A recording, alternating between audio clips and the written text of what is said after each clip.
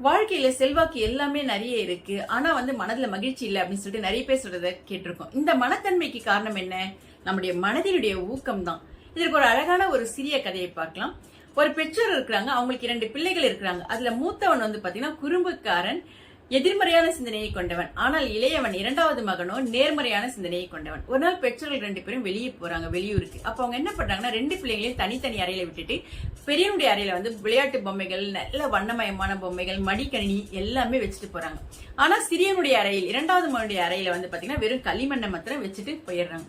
திரும்பி பார்த்தா பெரியனுடைய அறையில அலங்கோலமா கிடக்குது. அவனுடைய முகம் அழுது வீங்கி கிடக்குது. என்னப்பா என்ன விஷயம் அப்படின்னு கேட்கும்போது அவன் சொல்றான், இந்த விளையாட்டு பொம்மைகள் எதுவுமே எனக்கு பிடிக்கல. இந்த மடிக்கணினி பாத்தீங்கன்னா ரொம்ப கருப்பு கலரா இருக்கு, எனக்கு சிவப்பு கலர்ல தான் வேணும்.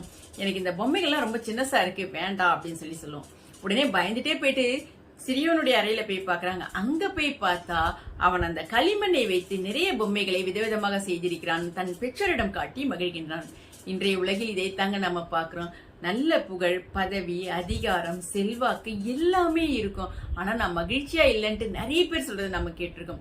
ஆனால் குடிசையில் வாழ்கின்ற ஏழையோ தன்னிடம் உள்ளதை வைத்து மற்றவரிடம் சிரித்து பேசி மகிழ்ச்சியாக வாழ்கிறான்.